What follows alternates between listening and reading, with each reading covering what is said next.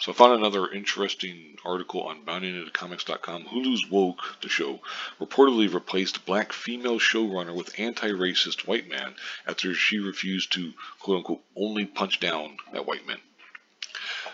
This is according to a writer who claims to have worked on Hulu's aptly named comedy Woke. The series staff were not only directed by higher-ups to only punch down at white men, but that the show's original black female showrunner was replaced after refusing to comply with such anti-racist demands. It was in a recent guest piece written for Barry Weiss's Substack, Common Sense, titled Hollywood's New Rules. I guess the writers, Peter Kiefer and Peter Savodnik. Here it is right here. They're talking about, at one point in their piece, they noted the politicization of content production. Creative said it was going to be the industry's death nail before presenting Woke as Exhibit A in this case of these encroaching woke standards.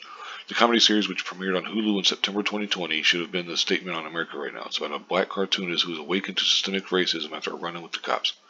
The show started off on the right foot. The showrunner, Aisha Carr, and the writer's room she oversaw, delivered a strong batch of early scripts, according to several writers on the show.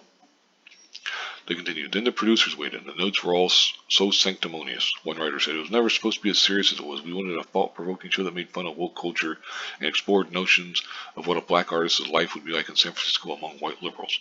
But we could only punch down at the safest targets, white men. The irony was not lost on anyone." They pointed out the black writers, starting with Carr, were more willing to take risks and poke fun at anti-racist orthodoxy.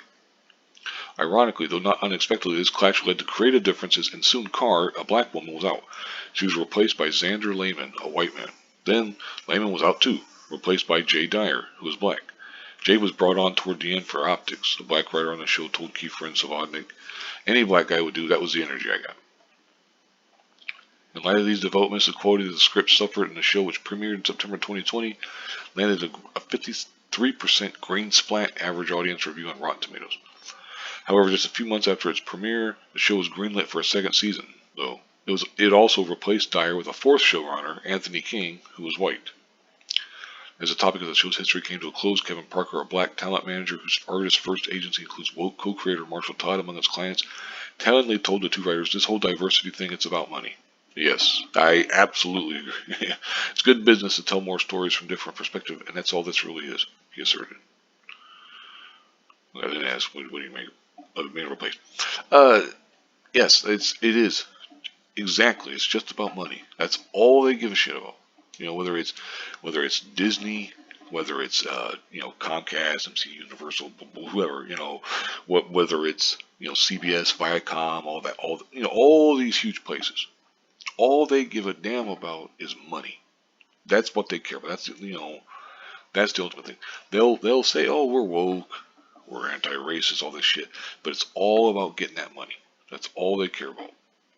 It's why, they'll virtue signal all the time. That's why it makes it so frustrating, is because they'll just virtue signal out the ass about this stuff. Well, hey, we got, we'll make a big deal. I mean, I could talk about Finn on the Star Wars poster, or the same-sex kiss in Episode 9 that was removed. All this kind of stuff is removed for other countries, whether it's in the Middle East or China or wherever. Or about the fact that they'll just, like in this case, here's a black woman running this show, and they're going to replace her. You would think, okay, that's a black woman. I mean, that's one of the, unlike the totem pole of oppression, she's, at the top. I mean, black women, the only way you're going to get more woke is if she's trans or disabled, or, maybe like Muslim, maybe. Other than that, of course, she's got to be bisexual or lesbian. But other than that, that's pretty much the top of the food chain, so to speak. And you replace her with a white man and stuff. What the hell? But anyway, it's just about money. I could cite a million examples, but that's just basically what it boils down to. It's just about money. That's all they care about. And I understand they're a business. They should only care about money.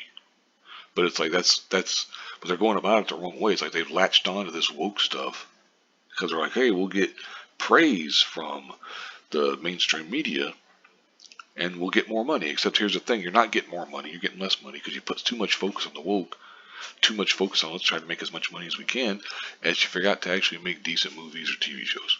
Anyway, I'll go ahead and wrap this up here. I've already gone almost 5 minutes. This is just, I'm not surprised by this. I think we'll start hearing more and more of these kinds of stories coming out because it's just, and it's a sad state of affairs. It's like Hollywood is just, they just keep chasing, oh, this new trend. Here we go. Let's do this. Let's do that. And I'm not going to sit here and say that's going to ruin the industry. So, I mean, whether either you hate the industry right now or you love it, or maybe you're in the middle and want to give them a chance because because you can't paint them all with a broad stroke. But I, movies always exist and stuff, but they got to be really careful because they're really sticking their foot in it right now, in their mouths, I should say, I guess. Anyway, I go ahead and wrap this up here. Thank you very much for watching, and have a good one.